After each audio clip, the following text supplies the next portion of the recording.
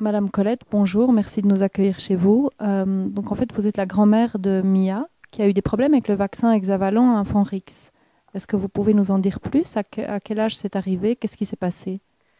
Donc, ma petite fille qui est née le 27 juin de cette année, qui a 3 mois et demi maintenant, se portait extrêmement bien à la naissance. Et ce qui a mis en évidence, en tout cas, les réactions de l'hexavalent, c'est que on était très attentifs à ce bébé. On est parti d'ailleurs une dizaine de jours en vacances, les grands-parents et les parents et la petite Mia. Et donc, on était proche d'elle et on a pu observer effectivement qu'elle était extrêmement éveillée, qu'elle souriait, qu'elle faisait ses arreux, même tôt, c'était même très tôt, qu'elle était vraiment très très présente. Et puis, le 11 septembre, la pédiatre, c'était prévu de faire un vaccin, donc elle a fait l'injection de l'hexavalent. Et les jours qui ont suivi, on a observé un changement de comportement, mais très flagrant. Elle ne souriait plus, elle ne regardait plus dans les yeux, elle n'exprimait plus ses petits arreux, et on avait vraiment l'impression qu'elle était ailleurs, qu'elle était absente.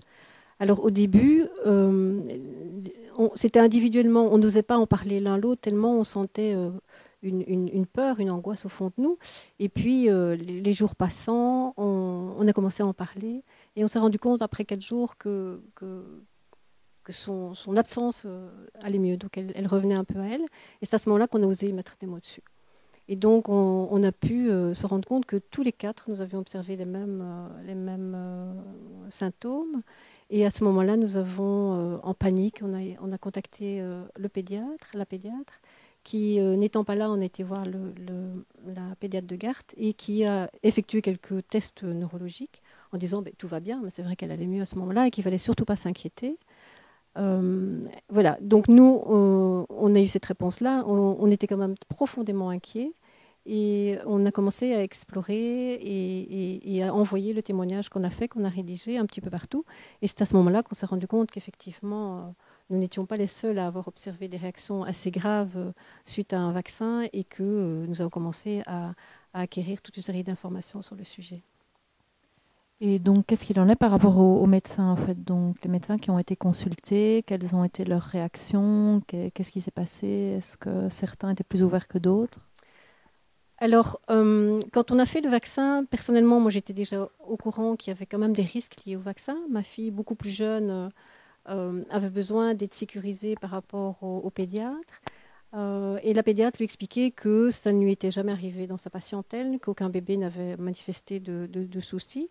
Et donc, dans cette relation de confiance, donc ma fille a fait vacciner la petite Mia. Mais quand on lui a expliqué après ce qui s'était passé, elle s'est engagée en tout cas à refuser de vacciner Mia dorénavant. Et donc, elle va nous soutenir en tout cas dans notre démarche.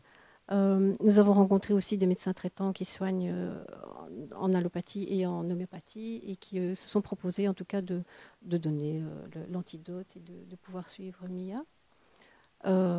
Voilà, donc aujourd'hui, nous avons la ferme conviction de ne plus continuer à vacciner, d'autant avec tout ce qu'on découvre au fil du temps en termes de littérature. Donc on a acheté des bouquins, on a regardé sur Internet, on a diffusé, on commence à bouger vraiment et on découvre aussi, on rencontre aussi des gens qui ne font pas vacciner. On se rend compte qu'en fait la problématique, elle est bien plus large qu'on ne le fait croire. Et qu'est-ce que vous pensez en fait de la position de l'ONE qui finalement exige 8 vaccins quand même minimum pour l'entrée des enfants en collectivité? Ouais. C'est vraiment, c'est vraiment un gros souci. On se rend compte effectivement qu'on n'a pas la possibilité de pouvoir juger par nous-mêmes. En tout cas, on ne nous prend pas du tout au sérieux, ça c'est clair. On va se confronter seulement maintenant à l'ONE, donc on ne s'y est pas encore confronté. On a 2 certificats de médecins qui s'engagent, en tout cas qui expriment leur volonté de ne pas vacciner Mia, de dire que c'est dangereux de la vacciner. Euh, la petite Mia a commencé la crèche la semaine dernière, donc je pense que très vite l'ONE va réagir, donc on n'en sait encore rien. Ce qui va poser quand même beaucoup de soucis, mais nous avons la ferme conviction de toute façon de ne plus vacciner, mais ça va poser des soucis au niveau de la garderie. Hein. Donc c'est clair que si la petite ne sait pas aller en garderie, en collectivité, nous devons trouver des gardiennes qui le font de manière personnelle.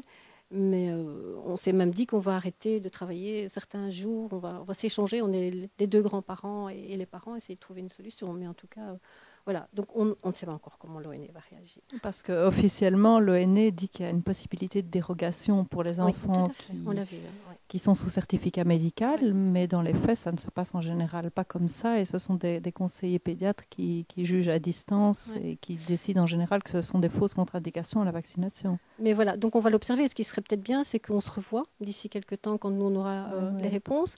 Donc effectivement, on a 2 attestations de médecins qui conseillent de ne plus vacciner les MIA.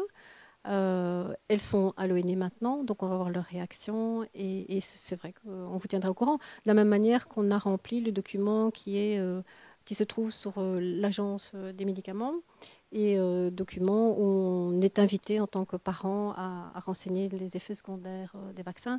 Donc ça a été envoyé, on vous tiendra aussi au courant de la réaction de l'organisation.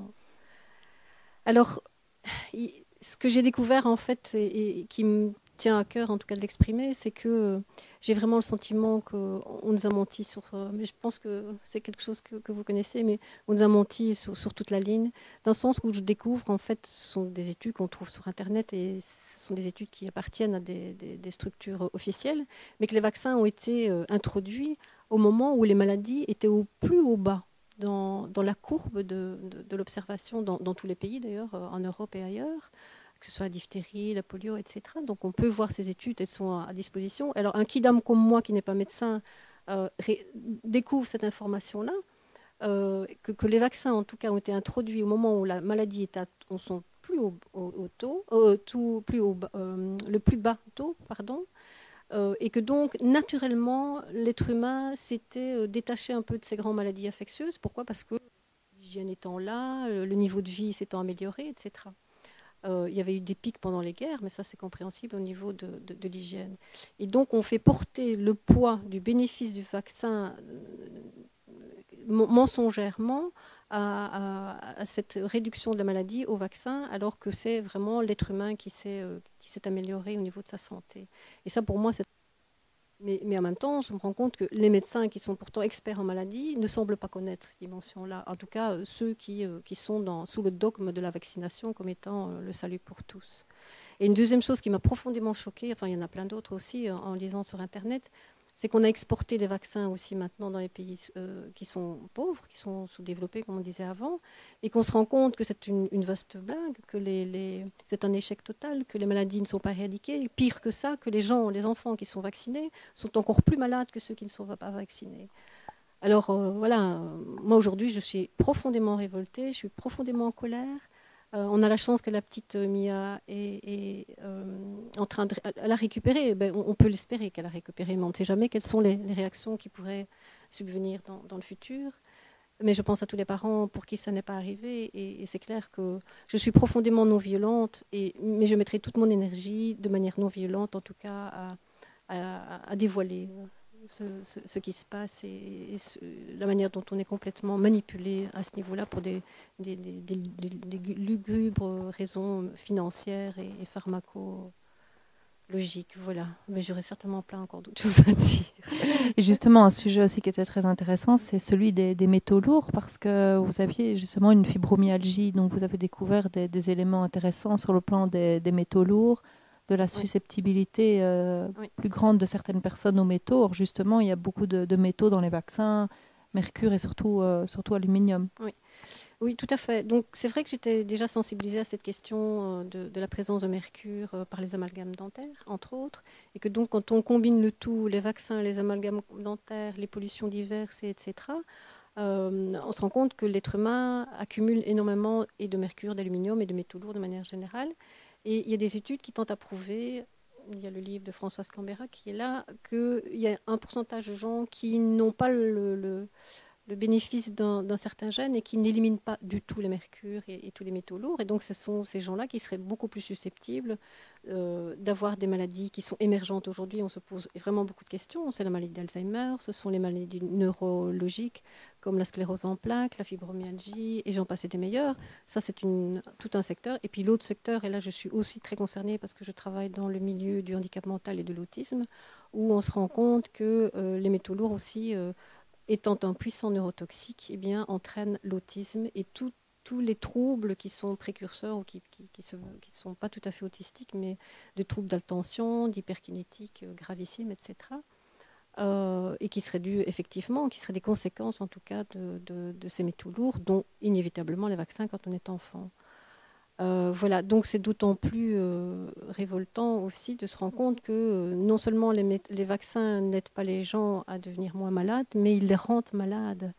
Et ça, c'est quand même un trouble énorme qui s'est installé en moi, c'est de dire je n'ai vraiment plus confiance dans une partie de la médecine. Alors c'est vrai qu'il y a des médecins qui sont consensueux et qui acceptent de se poser des questions, mais il y a quand même une pensée unique au niveau médical qui fait en sorte que nous, on n'est pas autorisé à penser, on n'est pas autorisé à décider de nos vies et de la santé de nos enfants. Et ça, je trouve ça inadmissible, absolument. Oui. Quels seraient finalement vos conseils à tous les parents qui sont soumis au diktat de l'ONE et qui souvent font vacciner leurs enfants à contre-cœur? Qu'est-ce que vous auriez envie de leur dire à tous ces gens qui sont dans le doute?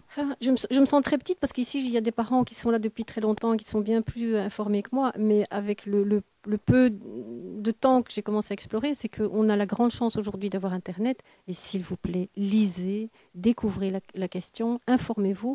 Aujourd'hui, non seulement les médecins ne sont pas informés, mais c'est leur problème d'une certaine manière, mais que nous, parents, grands-parents d'enfants, nous devons les protéger. Alors si la médecine n'est pas capable de les protéger parce qu'ils sont complètement abrutis par une idéologie, c'est un petit peu c'est une foi, c'est un dogme comme on le lit aussi.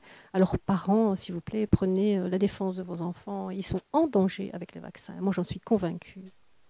Claire Colette, merci beaucoup. Et à vous autres, vous pouvez nous retrouver sur www.initiativecitoyenne.be où plus de 1400 articles vous attendent.